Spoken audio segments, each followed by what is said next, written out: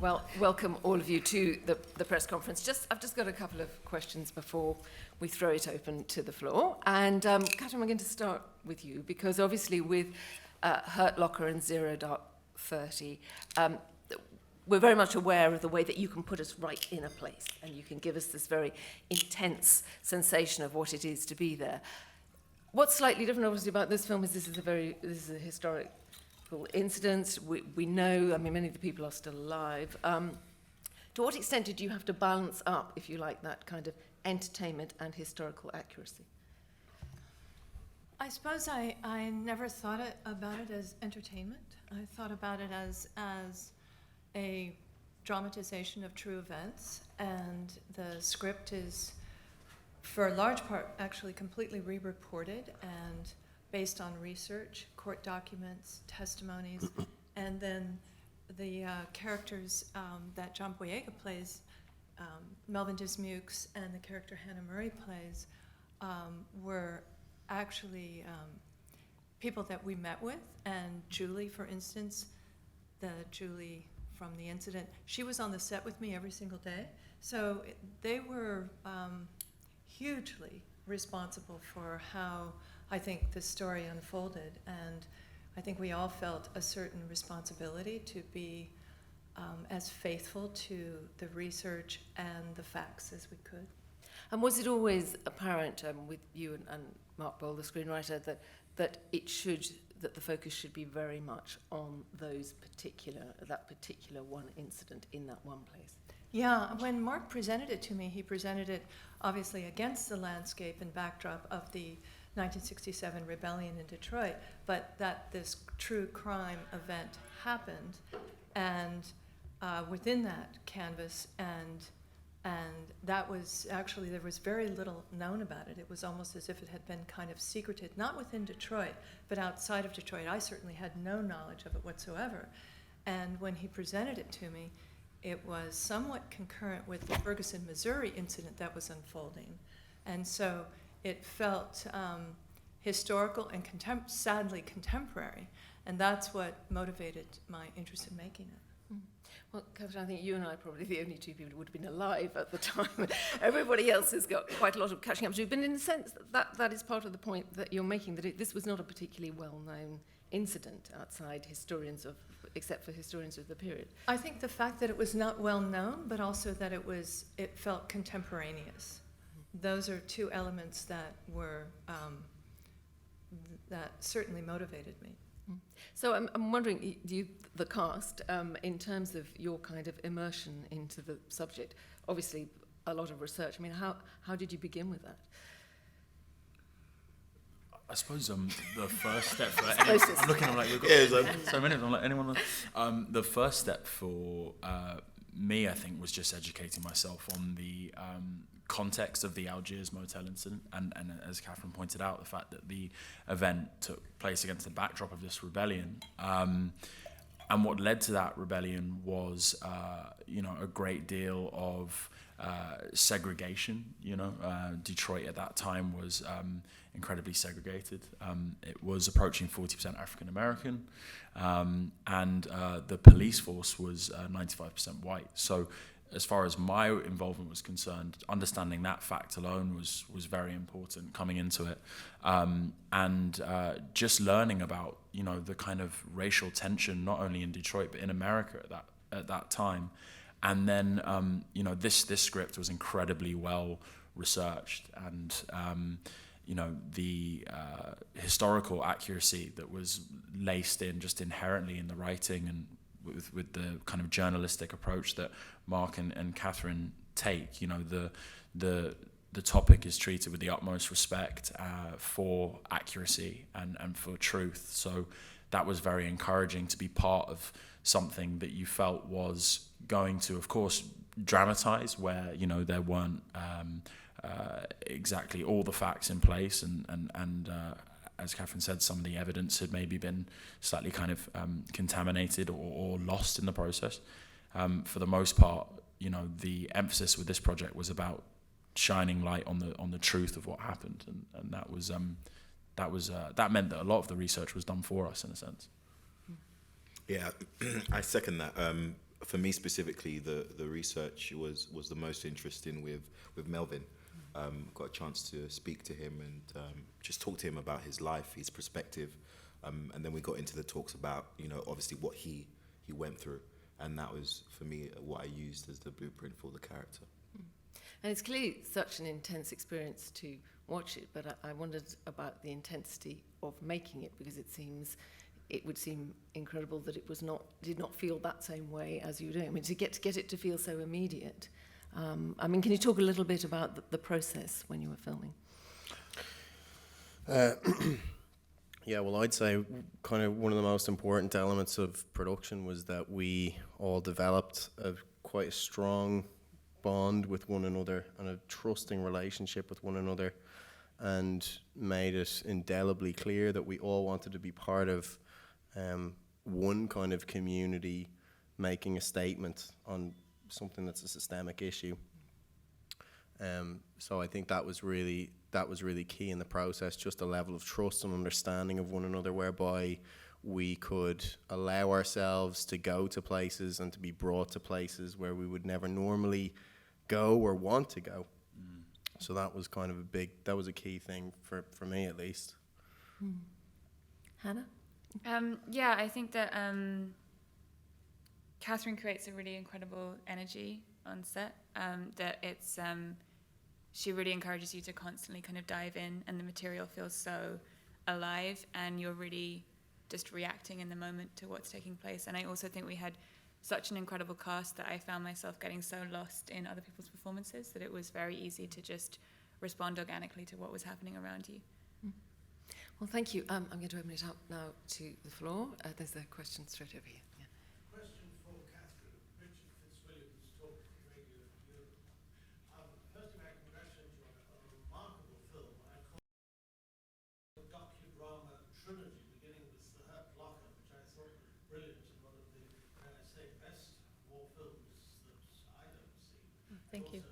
Zero Dark 30. You have this wonderful habit of projecting the viewer into this claustrophobic, it's sort of an immersive experience. And I wondered how this, as it were, is created with strobe and lighting and leisure and so on. It's so superb. Well, thank you. I think with this material and with all of those subsequent films that you mentioned, it seemed to lend itself really naturally to an immersive experience. Like, I think of it as an active relationship between the viewer and the screen as opposed to a passive one, where you're just sort of fed the information. You're actually, I tried to actually draw you in, and so you can have the reaction that you had.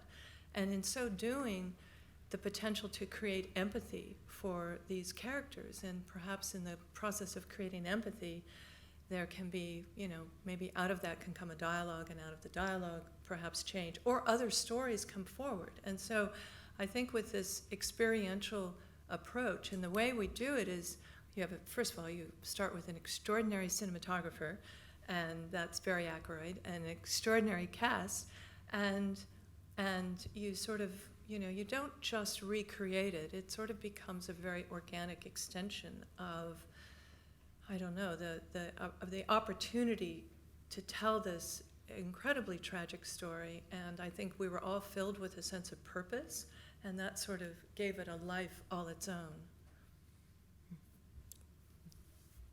Yeah. Yeah.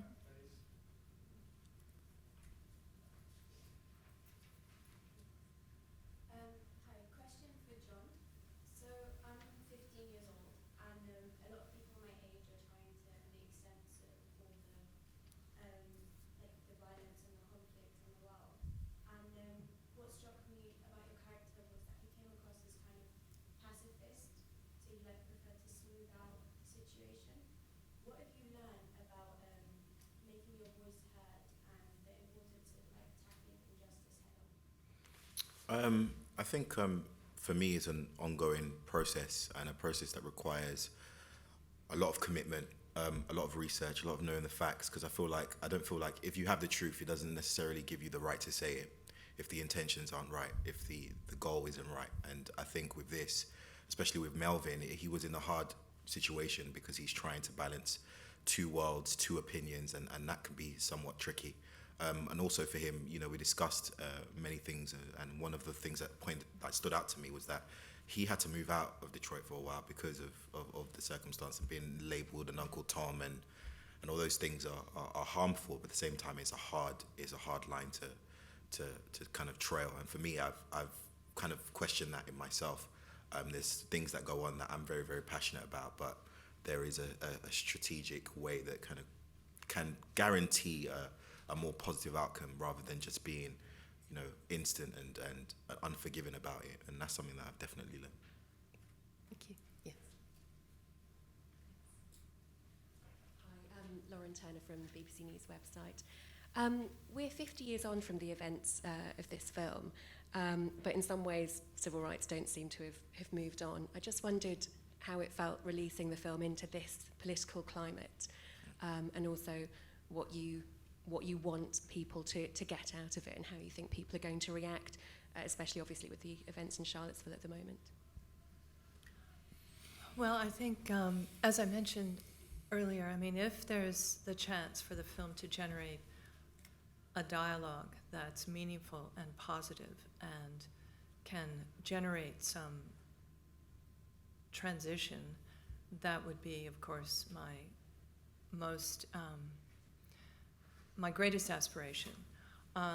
We have been invited, and we screened it on Capitol Hill a few weeks ago, and Representative John Conyers Jr., who's in the movie, played by Laz Alonso, hosted the screening, and that was with congressmen and congresswomen. He has a bill before Congress to end racial profiling, and he hopes that the film will be part of that, will encourage dialogue toward that end.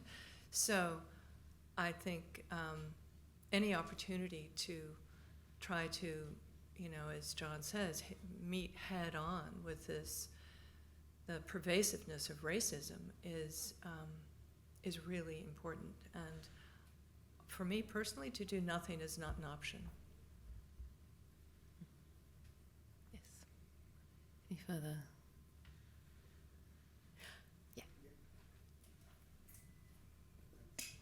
John, when you were speaking to Melvin, I was wondering, was there any sense of anger or frustration from him about the story not being told yet? I wouldn't say anger or frustration, but I'd say a deep passion to want his side of the story to definitely be told. So I think that's something that he said many times in interviews, and he's been super cooperative. And it's hard, like having to go to a dark section of your life and having to say it again and again in front of interviews, and he's done all of that. So there's nothing more you can ask for the guy. I had a question, Kathryn, about the melding of archive footage with shot footage, which I think is the most persuasive and seamless I've ever seen in any film. Now, how did that work in terms of, did you get Barry Ackroyd to look at the archive and then work it from there? I mean, how did it? Well, I think we were all steeped in the archival footage from the beginning, and both moving footage and still imagery, and that really dictated the look and feel of the film, both from a cinematographic standpoint, production design standpoint, even so far as he chose lenses that were vintage, and where he was able to create a kind of a sort of texture in the grain structure that melded, I thought, quite well with the documentary footage. So it's sort of a seamless transition from one to the other and back, and I thought that was a good opportunity to, again, immerse yourself in the story. Mm. And so did you all have a look at sort of archive footage before you started, or was there any sense of...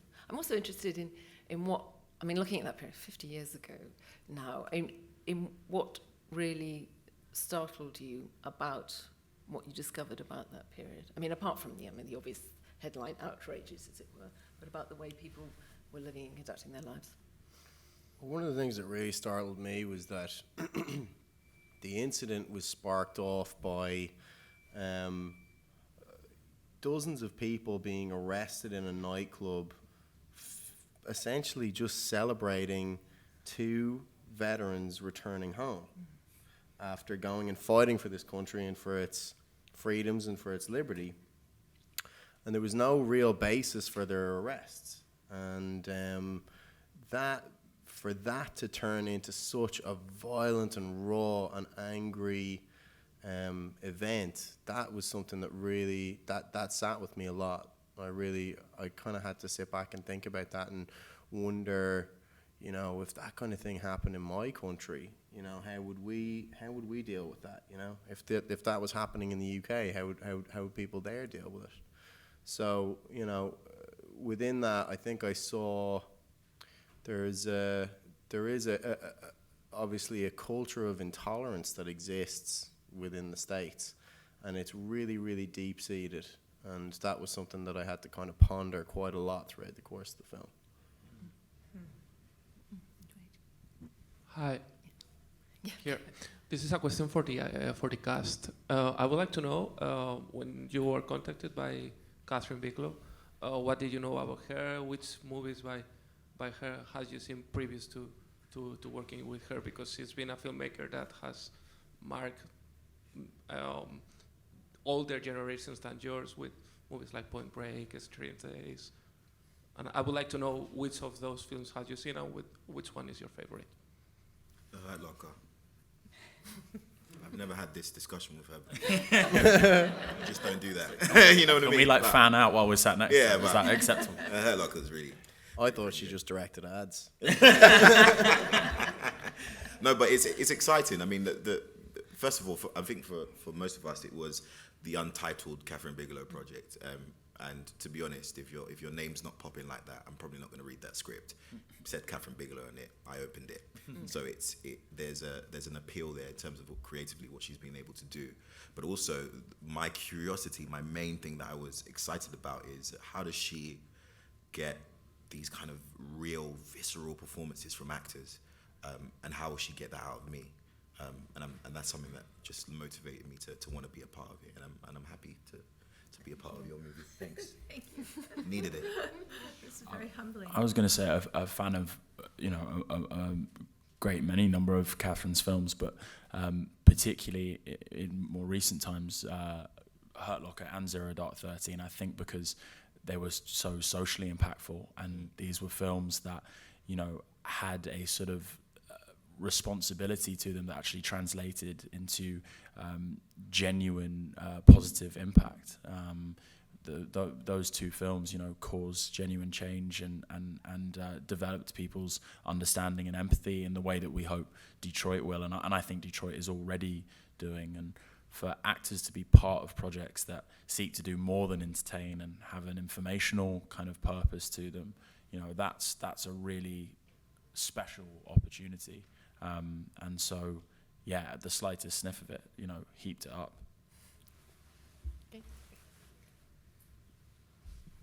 Kathryn, could you elaborate on how do you put a soundtrack to the film together in terms of the collection of songs and also the involvement of composer James Newton Howard? Well, the soundtrack, first of all, I had a wonderful music supervisor, a man named George Dracoulis, and he was extremely helpful. He's almost like a musicologist. And for instance, he knew the detail that Motown originally had a dirt floor, you know, so it was details like that was really kind of extremely interesting to me. And so obviously baked into that period, 1967 Detroit was Motown. And for instance, that particular motel was a huge draw for musicians all over the country, if not all over the world. And people who wanted to be around musicians like that, like the character of Julie and Karen, and they were drawn to it. And so that was sort of baked into it. And then trying to find tracks that were, you know, somewhat not obscure but less known, just because it was kind of, in a way, I think more interesting. And so that was, not that the known pieces aren't fabulous, but it would be nice, it's a nice opportunity to introduce an audience, certainly myself, to less known material, and then incorporating a score on top of that and working within that. It's, you know, you kind of had to find somebody who was very strong in in a kind of sonic ambiance way, and to not compete with the melodic nature of Motown, and to create a bed that also was not anticipatory. You know, that's the one thing scores can sometimes do, is suddenly it's fast, no, you know the film. I mean, in other words, it is somewhat redundant with the image, but he's an extraordinary composer, and he knows how to make a score that's basically ambient score, and work not just with the sound design as well, but not compete with the melodic nature of what we had there, and be another character in and of itself. And there's almost in those pieces, and I know this would be a longer discussion, he almost has a narrative within those pieces, and it was thrilling to work with him. Sorry, I have to be that guy. Detroit is it's a complex film with covering many weighty issues. But my question for the cast is, were there any lighter moments, anecdotal jokes or pranks on the set at all? I really am that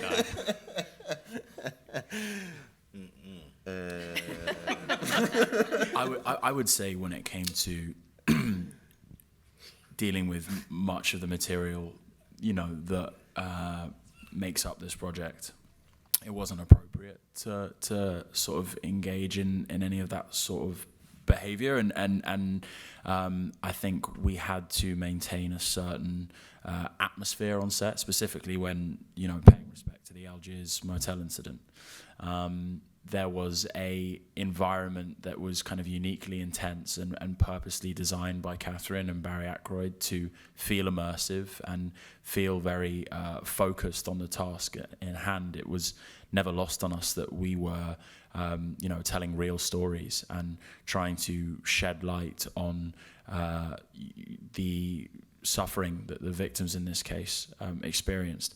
I think, in an attempt to answer your question, it was appropriate for us to decompress and spend time with one another when the cameras weren't rolling. And as Jack said, whatever the on-screen relationships were, it was actually underpinned by genuine love, respect, and real friendships.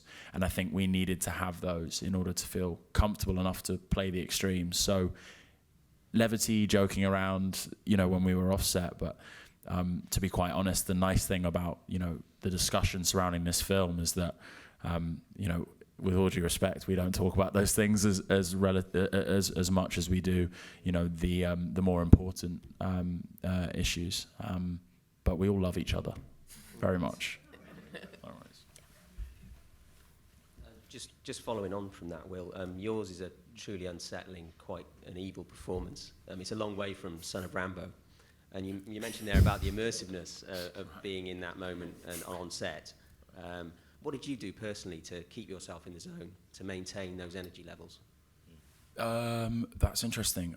I think I relied heavily on Kathryn in that respect. Someone who, in the presence of, chaotic and for many people very kind of overwhelming action, maintains a very kind of calm, level-headed and inspiring composure. I think the fact that I was genuinely friends with everybody in the cast, and we had those sort of prefixed bonds of respect and trust helped massively. And again, I think the sense of purpose that came with this film also motivates you through those harder moments. The psychology of that character and inhabiting it was very uncomfortable. But I think something that I was constantly reminding myself of is whatever I'm experiencing in the way of difficulty or, any time I was feeling emotional, that will have paled in comparison to what the recipients of the abuse are experiencing. And again, whatever we as actors are going through doesn't even measure up for a moment to what the real individuals we were representing, must have suffered. So that was something we were constantly mindful of and kept in mind when shooting those scenes.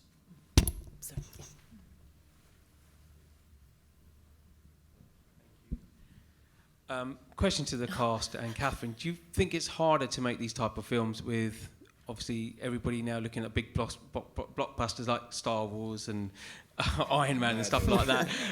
So I just want to ask the cast and Kathryn, is it harder to make these type of films now? I kind of have a sense that people... I do love Star Wars, by the way. We all love Star Wars. I have a sense that audiences kind of worldwide in this day and age are not really... They don't have quite the appetite for something that's going to educate them or make them think critically like they used to. I think back in, the 60s and 70s particularly, there was maybe more content out there that was designed to stimulate people's thoughts and ask them questions about themselves and about society, and it was easier to get those films made back then. It's still possible to do it today, but I think you have to have like somebody like Kathryn, and like a cast that is full of stellar actors basically to pull something like that together, or it just doesn't have a presence, it doesn't have a place. Those films very quickly diminish at the box office because people inherently are feeling some sort of sense that they need to relinquish all kind of critical thought when they go and see a film. And it's a problem, because ultimately, I think that film is a very useful tool and medium to begin a dialogue and to have a conversation about issues within our society, but people are starting to no longer really look at it that way, which is a shame. I think it's going to come back, but of the last 20 years, it's definitely diminished. That's my opinion anyway. I think just following on from that, first of all, congratulations on an astonishing piece of cinema, everyone. My question to John, obviously this is a film based on real-world events and making very explicit social commentary. A lot of this work that you've been doing lately on other projects has been in sci-fi fantasy arenas with Star Wars and Pacific Rim. And I'm curious, when you're working on those kind of films, how important an element do you think that subtext and social statement is and should be with those kinds of films? Well, it's constant. I don't know if you've heard this, but with sci-fi, the best sci-fi still does have social commentary. So for me, there still is that mentality that you bring into to each project. But for me, there's a consistency in work ethic, and I do not work below it. And that's something that it's just serious with each project I do. I only want to be in things I'd like to watch. And so for me, it's the same kind of commitment that you need for a Star Wars that you would need for a Detroit. But at the same time, I've been able to have a mixture of experiences, like with Imperial Dreams and Half of a Yellow Sun, where I've been a part of projects that are based on real life people. But the only difference really is the process, the director, and then obviously Star Wars being Star Wars, it's just a whole completely other different machine. But with this, Detroit is special, and particularly to me because I needed this project to kind of just give me perspective and give me a new way of working and a different process, and to be surrounded by different actors. And I've always wanted to work with Will Poulter since the beginning. He knows that. So I just wanted to work with you. So when we said we all love each other, it's real. It's not some media. I met you in Ealing Studios. Remember that? There you go. I was going to an audition and I met Will Poulter. I was just like, bloody hell, hey mate. It was years ago. I was auditioning for a role. I didn't get it, but he did. Trust me, I've lost out to you since, bro. Trust me. This is the wrong time to have that conversation. Still all love. We still all love each other. Still all love. And on that note of complete harmony all round, thank you very much for your questions. And Jack, Hannah, John, Kathryn, and Will, thank you for yours. If you could just stay in your seats while we exit, that would be great. Thank you. Thank you.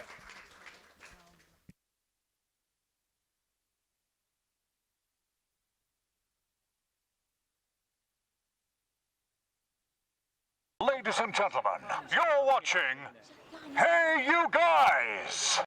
Hey You Guys, huh? Hey You Guys. Is that from the Goonies? It is indeed, yes. Nice. Hey You